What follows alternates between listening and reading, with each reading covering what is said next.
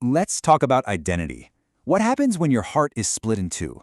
When you have this fierce, deep-rooted love for your home, your country, but also this soaring, all-consuming passion for a football team thousands of miles away. It's a story about that pull between where you're from and where your dreams fly. I mean, really think about it. How does a club from a totally different country, a completely different culture, get so deep under your skin that it becomes a fundamental part of who you are? This goes way beyond just sports. It's about what it even means to belong in our crazy, connected world. The source material we're looking at today just nails this feeling right in the dedication. It says, "To the dual heart, the one that beats fiercely for home and the one that soars with a global dream." And that's exactly what we're diving into, trying to balance these two massive and sometimes clashing forces inside you.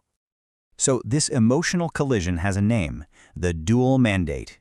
And look, this isn't just about liking a football team. No way.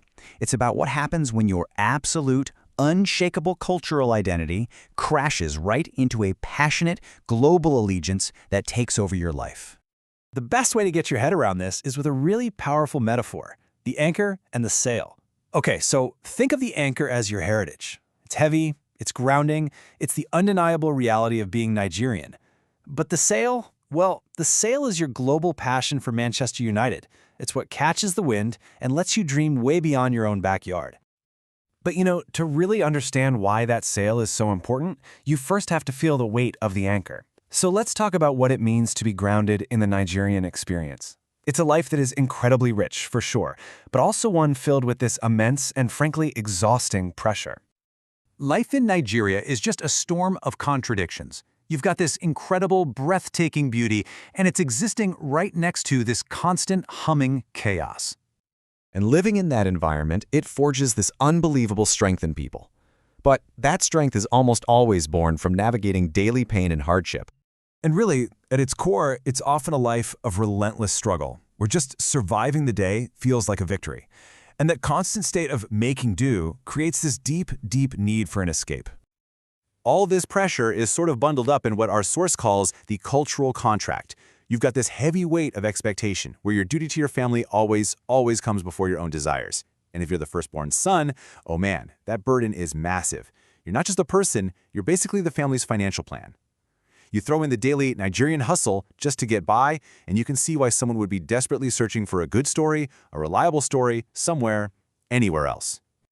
And that escape, that reliable story, well, it comes in the form of the red sail. This is where the global allegiance to Manchester United comes in.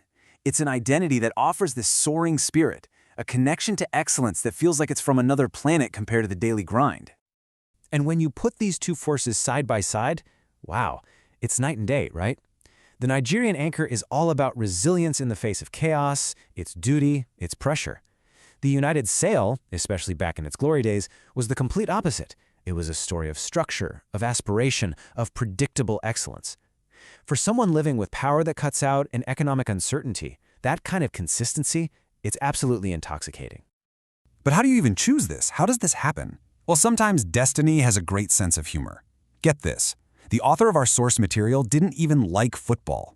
His younger brother was the one begging for a Chelsea jersey. So they get to the shop, and his father just turns to him and asks, "So, which club do you support?" He completely froze. His brother, trying to help, just guessed, maybe he supports Man United. And just to get a free jersey out of the deal, he shouts, "Yes, Man United!" A jersey was bought. And just like that, an irreversible fate was sealed. A lifelong identity, all born from a total, complete accident. But of course, it's not always easy holding two identities this powerful. In fact, it often creates what's described as the pressure cooker, a space where you're getting judged from both sides, where these two worlds collide. And at the heart of this pressure cooker is something called compounded prejudice. It's a double burden, a 1-2 punch. On one hand, you're dealing with all the negative global stereotypes about being Nigerian. And on the other, rival fans are calling you an arrogant glory hunter just because you support a successful team. And here's where it gets really, really nasty. This is where those two prejudices intersect to create a uniquely painful kind of insult. A rival fan doesn't just make fun of your team, they make fun of your entire country. They'll say something like, "Go fix your own defense, then complain about Maguire." It's a cruel, double-edged jibe that ties your personal passion to a perceived national failure. It's meant to cut deep. And these battles, they're fought in the arena of Nigerian banter culture, which is known as yabbing. It's described as a verbal martial art. It is fast, it is funny, and it can be absolutely ruthless. In this world, having thick skin isn't just a good idea, it is a vital survival skill. And that pressure doesn't just stay in the viewing center or on Twitter. It comes home with you.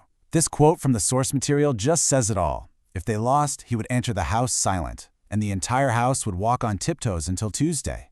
The emotional cost is truly borne by the family. Think about that. The result of a game 4,000 miles away can literally set the mood for a whole household. A loss means tension, a win brings joy. The family becomes an involuntary shareholder in the Premier League. So, with all this conflict, how do you resolve it? Do you have to choose one over the other? The anchor or the sail? Well, the answer is no.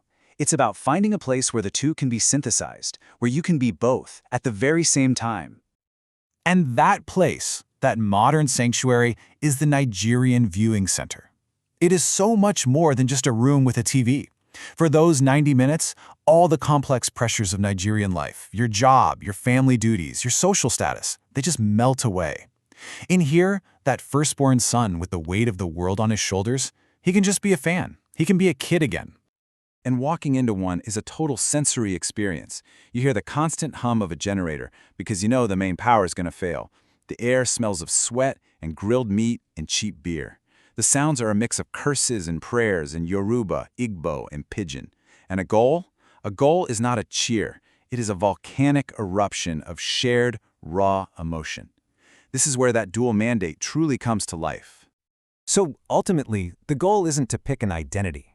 It's not Nigeria versus Manchester United. The real triumph is finding that community, whether it's a viewing center or a WhatsApp group, where you can be both, where you are allowed to be fully anchored in your heritage and, at the exact same time, fully soaring with your global passion. Which leaves all of us with a final question to chew on. In a world like ours, where our hearts and our passions can be invested in people and places thousands of miles away, this story really asks something that applies to all of us. In all your infinite connections, where does your belonging truly lie?